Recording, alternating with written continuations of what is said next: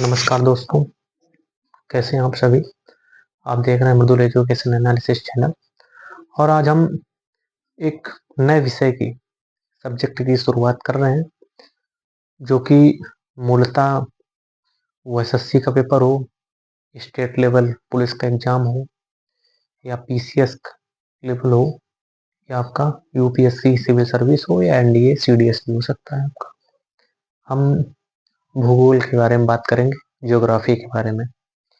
Geography में mainly जो चीज़ है, हम एनसीईआरटी पर बात करेंगे, क्योंकि एनसीईआरटी एक बहुत बड़ा एक तरीके से कह सकते हैं कि बेस है। उसके माध्यम से हम उस बेस के साथ साथ जो क्लास वाइज यानी 6 से लेकर 12 तक एनसीईआरटी भूगोल के हम साथ साथ हम आप पढ़ेंगे और उसको समझेंगे, क्योंकि बेसिक चीज़ें बहुत सारी जो हूबहू चीज़ें हैं वो एनसीईआरटी से ही पेपर बनता है ज़्यादातर। तो उसी के हम पूरी ये नहीं कि मैं एक एक लाइन आपको दोहराऊं, जो मेनली चीज़ें हैं वही हम एक पार्ट से कवर करेंगे और उसको हम आपको बताएंगे। देखते हैं, जानने का हम प्रयास करेंगे कि हमारा पहला पार्ट है उसके बारे में बातचीत करते हैं और कुछ बेसिक चीज़ों के बारे में बात करेंगे। यहाँ पर क्लास 6 की ये एनसीईआरटी ही है, ये एनसीईआरटी का ही सार है,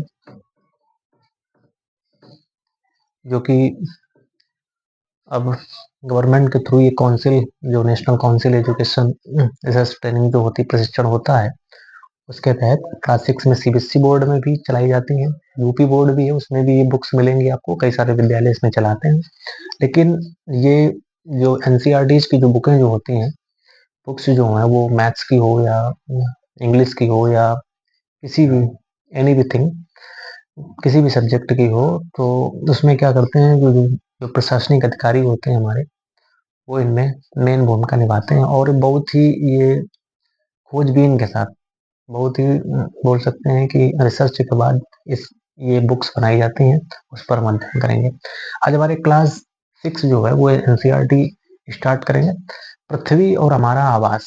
ये क्लास 6 की जो एनसीईआरटी है उसमें जो टाइटल है आपका, उसमें पृथ्वी और हमारा आवास यानी कि आवर हैबिटेट के नाम से आपको ये इंग्लिश में मिलेगा और हिंदी में। सबसे पहले हम जान लेते हैं कि ज्योग्राफी है। देखो, ज्योग्राफी एक बोल सकते हैं कि इंग्लिश शब्द है, और इंग्लिश शब्द में जियो प्लस ग्राफी, ग्राफी का मतलब होता है राइटिंग, किसी चीज पर राइटिंग करना। जियो मतलब होता है, बोल सकते हैं पृथ्वी के बारे में बात करेंगे, तो जियो पृथ्वी है आपकी, ठीक है, जो कि ग्रीक लैंग्वेज से है। और आपकी ग्राफी जो है, ग्राफ मतलब जिससे फोटोग्राफी हो गया, ठीक है, और जिससे जियोग्राफी हो गया, तो ग्राफी का मतलब एक तरीके से बोल सकते हैं राइटिंग, यानी कि जो पृथ्वी के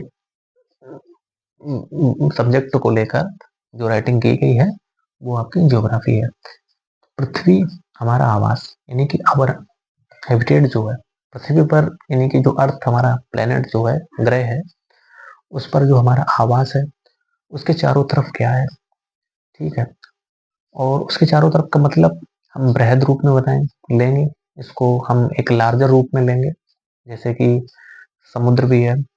आप अगर ऊपर देखेंगे तो आपको स्पेस नजर आएगा, ठीक है, वो काला क्यों है, ठीक है, हमें यहाँ से नीला क्यों प्रतीत होता है, वो इसके रीजन है। और आपको पहाड़ भी मिलेंगे, ठीक है। इसके बाद आपका लेवल पठार का आ जाता है और नीचे समतल का मैदान आता है। कई सारे प्लैनेट्स की चर्चा होंगी इसमें, कई सारे इसमें खगोलीय पिंडों की चर्चा होंगी, और हम बताएं आपको कि ग्रह की भी चर्चा होगी और उपग्रह भी चर्चा जो होती है उनके बारे में, ये सब भूगोल में अध्ययन किया जाता है। बल्कि इसका नाम भूगोल नहीं होना चाहिए, क्योंकि पृथ्वी हमारी जो है वो भूगोल नहीं है, जबकि पृथ्वी हमारी भू-आब है। इसमें सार में दिया गया, उसको आगे हम विस्तृत पढ़ेंगे। भू-आब का मतलब होता है जियोइड, इंग्लिश में इसको बोलते हैं। और जियोइड का मतलब हो जाता है कि जो जिस तरीके से अंडा होता है, ऊपर की जो जो परवड़ी इस अंडे की जो होती है या ऊपर का जो भाग होता है वो आप के रूप में, आपका मतलब होता है उभरा हुआ, मतलब भू गोल नहीं होगा, भू गोल नहीं है, नॉट अ बॉल। ये एक अंडे के रूप में है, इसको इस तरीके से पृथ्वी को हम अंडाकार के रूप में बोलते हैं। तो गोल नहीं है, तो ये नाम रख दिया गया है, तो उस पर कोई डिबेट की बात नहीं है, जो रख दिया गया सो रख दिया गया। लेकिन हम बेसिक चीजों में इसको ये समझ लें कि ये भू आप है। तो आइए हम शुरू करते हैं चैप्टर नंबर 1। इसमें लिखा हुआ है सौर मंडल में पृथ्वी। सौर मंडल क्या है कि सौर मंडल में प्लेनेट है, जिससे कि हमारा जो सौर मंडल है उसमें 8 प्लेनेट हैं, और उस प्लेनेट में हमारी पृथ्वी भी एक प्लेनेट है।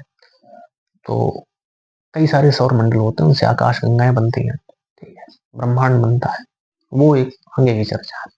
तो सौर मंडल में पृथ्वी, जो हमारा सौर मंडल है, सूर्य और 8 ग्रह और जो शुद्ध ग्रह पट्टियां या उल्का पिंड, वो सारी समस्त चीजों को सौर मंडल में जोड़कर हम पृथ्वी को लेके चलते हैं कि सौर मंडल में पृथ्वी है क्या, उसके बारे में बात करेंगे।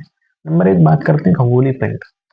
खगोलीय पिंड क्या है? ठीक, खगोल शास्त्र से लिया गया, स्पेस लैंग्वेज से लिया गया, तो इसको हमने हिंदी में, हमारी जो भौगोलिक भाषा है उसको खगोलीय पिंड के नाम से जानते हैं। इसमें लिखा है वे सभी वस्तुएं जो रात में आसमान में चमकती हैं। रात में या दिन की भी बात करें, जरूरी नहीं कि उस लैंग्वेज में रात में लिखा है तो मैंने इसमें मेंशन किया हुआ। दिन की भी बात करें तो दिन में हमारा सूर्य जो होता है, हालांकि सूर्य की वजह से ही दिन होता है, ठीक है। और दूसरी चीज क्या है कि आसमान में जो चमकती, जैसे आपको स्टार्स नजर आते हैं, तारा, सूर्य भी एक क्या है, तारा है। और सूर्य से, जो सूर्य एक तारा है, उससे कई बड़े और तारे हैं जो कि सूर्य को भी डिफाइन करते होंगे, यानी कि सूर्य से लार्जर भी डिफाइन करते होंगे, इक्वल भी होंगे, ग्रेटर देन भी होंगे, लेस देन भी होंगे। तो वो चीजें क्या होती है, इनमें होता क्या है कि स्वयं की ऊष्मा, यानी कि हीट जो होती है वो स्वयं की होती है, और इनमें प्रकाश भी होता है। जैसे सूर्य को आप देखें तो उसमें प्रकाश भी होता है, जैसे चंद्रमा को आप देखें तो उसमें प्रकाश भी होता है। और क्या होती है, इनमें ऊष्मा भी होती है, ऊष्मा मतलब हीट भी होती है, सूर्य में मिलती है, इसमें चंद्रमा में। अब ऐसा नहीं है कि चंद्रमा बिल्कुल शीतल है, ऐसा कुछ नहीं है। ये शीतलता एक लेवल पर प्रदान होती है, ऐसा नहीं कि चंद्रमा यहाँ पर शीतल है या ऊष्मा से संबंधित यहाँ पर बात आ गई तो इसमें भी हीट होती है, ठीक है। तो ये सभी वस्तुएं क्या है, जो भी वस्तुएं रात में आसमान में चमकती हैं या आसमान में क्या दिन में भी, ठीक है, स्टार में कई बार दिन में भी नजर आते हैं, तो इसका मतलब ये नहीं कि सारी रात में ये चीज जो होगी वही आपकी खगोलीय पिंड होगी। बट यहाँ पर क्या है, जो इसमें स्वयं की ऊष्मा हो, प्रकाश हो, वो हमारे क्या होते हैं, वो सभी स्टार होते हैं। क्या होते हैं? स्टार होंगे, ठीक है। जैसे हमारा सूर्य स्टार होता है, ठीक है। तो ये हमारी चीज होती है खगोलीय पिंड। नंबर दूसरे पर बात करते हैं नक्षत्र मंडल। अब बोलते हैं कि कई सारे नक्षत्र होते हैं, ज्योतिष में भी ले लीजिए, एस्ट्रोलॉजी में, तो वो एक अलग है। हालांकि ज्योतिष को भी इसी से रिलेट किया जाता है, बट वहां पर हम ज्योतिष की बात है, यहाँ पर एक भूगोल की बात, यानी कि भूभाग की बात हो रही है। तो इसको नक्षत्र मंडल को तारों का समूह बोलते हैं। तारों का समूह का मतलब, जैसे कि सूर्य जैसे न जाने कितने सूर्य उसमें होंगे, वो एक तारों का समूह है। क्योंकि हमने पहले डिफाइन कर दिया कि सूर्य भी एक क्या है, एक तारा है। सूर्य एक क्या है, तारा है।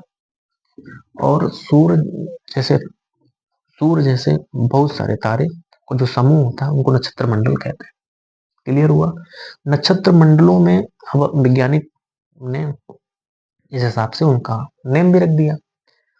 जैसे जिस तरीके से एक जिला होता है, एक जिले में कई सारे ब्लॉक होते हैं, फिर ब्लॉक में गांव होते हैं, उसी तरीके से एक लेवल होगा, तो तारों का जो समूह होगा, यानी कि स्टार्स का जो समूह होगा, उनको हम लोग नक्षत्र मंडल के नाम से जानते हैं।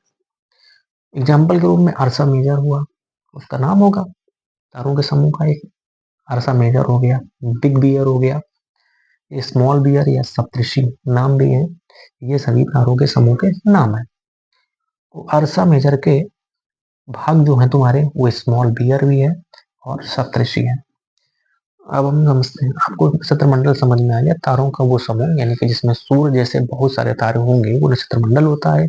और नक्षत्र मंडल जो तारों के समूह होते हैं उनमें से जैसे अर्जा आशा मेजर नाम रखा गया, बिग बियर नाम रखा गया, स्मॉल बियर है, सप्तऋषि है। और स्मॉल बियर और सप्तऋषि अर्सा मेजर के भाग हैं, जो कि ये आप देख सकते हैं। तो जाहिर सी बात है कि अर्सा मेजर और बिग बियर जो होंगे वो एक बड़ा समूह होगा तारों का, और उसी के ये छोटे छोटे भाग होंगे, दो भाग होंगे उसमें, स्मॉल बियर और सप्तऋषि। सप्तऋषि के बारे में हम बात करेंगे। अब इसके बाद आपको मिल रहा है ध्रुव तारा।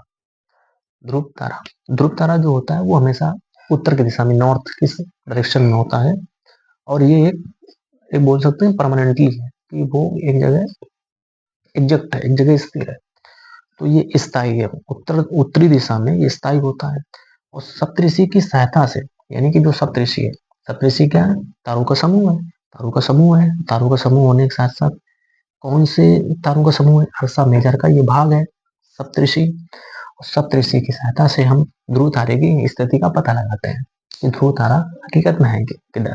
पहले क्या होता था कि लोग ध्रुव तारे की स्थिति को पता लगाकर अपनी दिशा को डिनोट कर लेते थे, पता लगा लेते थे कि हम किस दिशा में जा रहे हैं, या ये इधर से कौन सी दिशा मिल रही है। तारों के द्वारा अनुमान लगा लेते थे। पहले के लोग जो थे वो तारों के द्वारा टाइम का भी पता लगा लेते थे कि समय कितना हुआ है।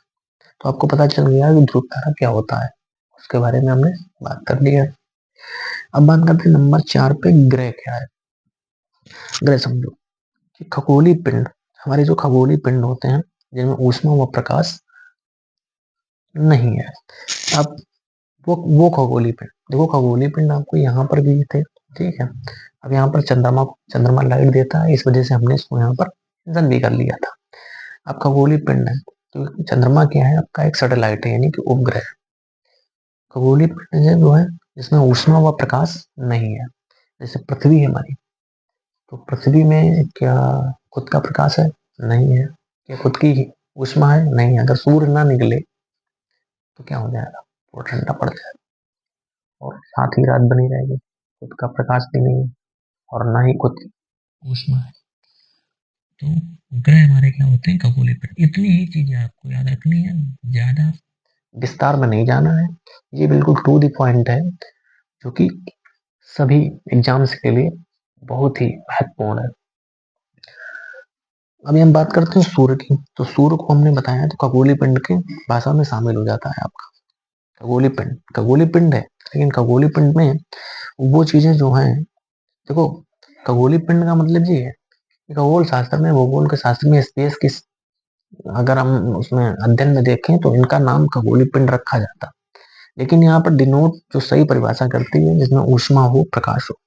लेकिन ग्रह में वही खगोलीय पिंड, कुछ खगोलीय पिंड ऐसे हैं जो ग्रह की परिभाषा में चले जाते हैं, लेकिन खगोलीय पिंड की परिभाषा में सूर्य जाता है, यानी कि तारा, जिनमें प्रकाश और वो होता है। और ये खगोलीय पिंड में कुछ, जैसे कि आपका चंद्रमा हो गया या आपको कई सारे ग्रह हो गए, जिनमें प्रकाश भी नहीं होता, ऊष्मा भी नहीं होती, वो तुम्हारे होते हैं ग्रह, जिनको हम बोलते हैं प्लैनेट। समझ में आ गया, इनमें ऊष्मा और प्रकाश नहीं होते हैं। अब यहाँ पर जो सूर्य है खगोलीय पिंड में शामिल हो गया। सूर्य भी हमारे सौर मंडल का क्या होता है, एक मेन मुखिया होता है सौर मंडल का, ठीक है। तो सौर मंडल सूर्य है, जिससे सारे ग्रहों को क्या मिलती है, हीट मिलती है और प्रकाश भी मिलता है। ठीक, सूर्य है, सूर्य हमको प्रकाश भी दे रहा है और हमें हीट भी दे रहा है, ठीक है। अब हम बात करते हैं कि आठ, हमारे टोटल 8 ग्रह हैं, 8 प्लेनेट हैं। तो इनमें आपका मरकरी यानी कि बुध, और ये तुम्हारा वीनस हो गया जो शुक्र है, और ये पृथ्वी हो गई जो आपकी अर्थ है, ये जिस पे हम लोग रह रहे हैं, विद्यमान है।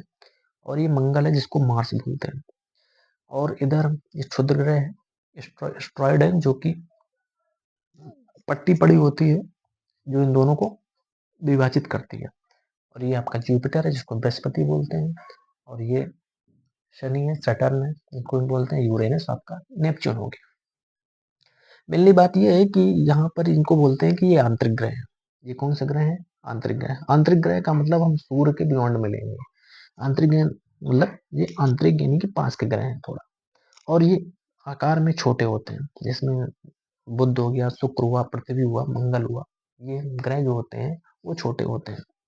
और इनमें चट्टानी संरचना पाई जाती है, यानी कि जैसे हम लोग जो रह रहे हैं तो पृथ्वी है, पृथ्वी पर जिस ग्रह में रह रहे हैं पृथ्वी, उस पर चट्टानी संरचना है, पहाड़ भी मिलेगा, पर्वत भी मिलेगा, पहाड़ पर्वत मिलेंगे, पठार भी मिलेगा आपको, प्लेट्यू भी मिलेगा, फील्ड भी मिलेंगे, मैदानी इलाके भी मिलेंगे आपको, नदी है, सारी चीजें हैं।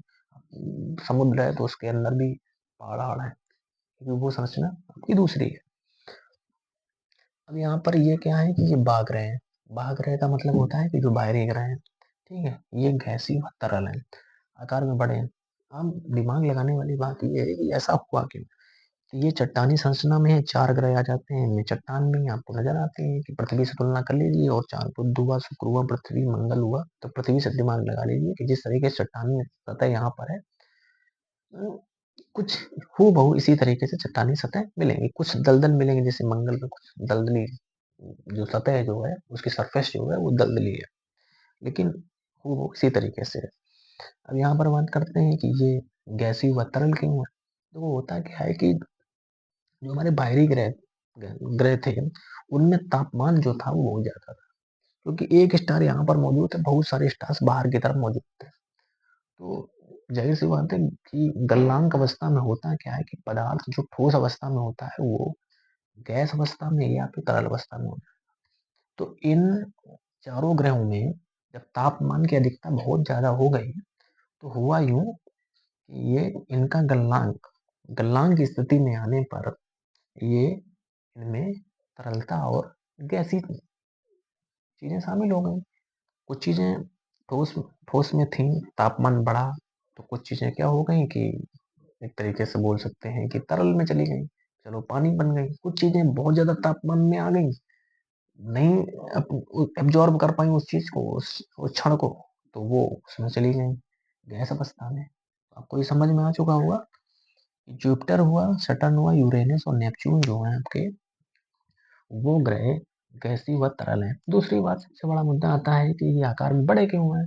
तो जाहिर सी बात है कि गैस को ले लो या आप किसी तरल चीज को ले लो, अगर हम 1 किलो पानी को या 1 किलो बोतल को, बोतल में ले लेते हैं, जल को ले एक जगह स्थिर कर दें तो एक जगह स्थिर है, पहला तो बहुत ज्यादा अच्छे तरीके से वही 1 लीटर पानी फैल जाएगा। तो इस वजह से वो आकार में बड़े हैं, तो आपको यहाँ कोई दिक्कत तो नहीं है, ठीक है। अब ये समझिए, अब यहाँ पर क्या होता है, क्षुद्र ग्रह जो होते हैं उनकी जो अवस्थाएं जो होती हैं, छोटे छोटे टुकड़े होते हैं जो कि उड़ रहे होते हैं। छोटे टुकड़े का मतलब एक तरीके से एक एक गांव कितने, एक एक शहर कितने बड़े बड़े टुकड़े होते हैं, जो कि इस पट्टी में चक्कर मारा करते हैं। क्योंकि यहाँ पर तापमान में कुछ अधिकता थी तो कुछ टूटे, कुछ कट गए। यहाँ पर क्या थी कि तापमान कम था तो कुछ ठोसी अवस्था बनी रही, तो वो वहीं का राउंड क्या करते हैं, तो हम उनको शुद्ध ग्रह के रूप में, स्ट्रॉइड के रूप में बोल देते हैं। तो यहाँ पर आकार में छोटे इस वजह से हैं क्योंकि अगर हम 1 किलो का बाण जो होता है उसको रखें और एक तरफ 1 किलो चीनी रख दें, तो चीनी बहुत सारे क्वांटिटी में, क्वांटिटी उसकी ज्यादा हो जाएगी। क्वांटिटी ज्यादा होने का मतलब उसमें ज्यादा ना होना, वजन में ज्यादा नहीं है, क्वांटिटी में ज्यादा है कि उसकी जो फैलाव जो है वो बहुत ज्यादा आपका स्प्रेड हो जाएगा और वो एक जगह सीमित रहेगा। तो ठोस और फैलाव में अंतर सिर्फ इतना है कि वो चीजें फैल जाएंगी, मतलब चारों तरफ और सरफेस घेर देंगी, लेकिन वो एक जगह स्थिर रहेगा, जिस वजह से आकार में ये छोटे हैं और ये आकार में बड़े हैं। जबकि आकार में हम कल बताएंगे आपको कि आकार में बृहस्पति इतना बड़ा है कि पृथ्वी से कम 11 गुना बड़ा है बृहस्पति ग्रह। तो ये कुछ था आज का सेशन, जो कि हमने चैप्टर 1 सौर मंडल में पृथ्वी के बारे में पढ़ा। इससे देखो, हम आपको बता दें कि कोई भी एग्जाम हो, हमने कई सारे एग्जाम का एनालिसिस किया है, तो उसमें ये है कि एनसीईआरटी का बहुत बड़ा योगदान है। और एनसीईआरटी को अगर आप लेके नहीं चलेंगे, बहुत सारे टीचर जो पढ़ाते हैं वो, पता नहीं, हमें ये नहीं मालूम है कि वो एनसीईआरटी से पढ़ाते हैं कि नहीं पढ़ाते हैं, लेकिन जो पेपर बनता है वो जाहिर सी बात है कि आपका एनसीईआरटी से बनता है। अगर एनसीईआरटी का आप पकड़ लेंगे, ठीक, 6 से 12 तक की पढ़ लेंगे, तो आपका एसएससी पुलिस का जो एग्जाम जो है स्टेट लेवल का, जब हम उसकी करंट अफेयर्स की बात नहीं कर रहे, वो इसी में हूबहू आपको मिलेगा, वो चाहे पॉलिटी हो या कुछ भी हो। तो ये कुछ था आज के क्लास 6 ज्योग्राफी के बारे में, वो हमने सब। जय हिंद, जय भारत।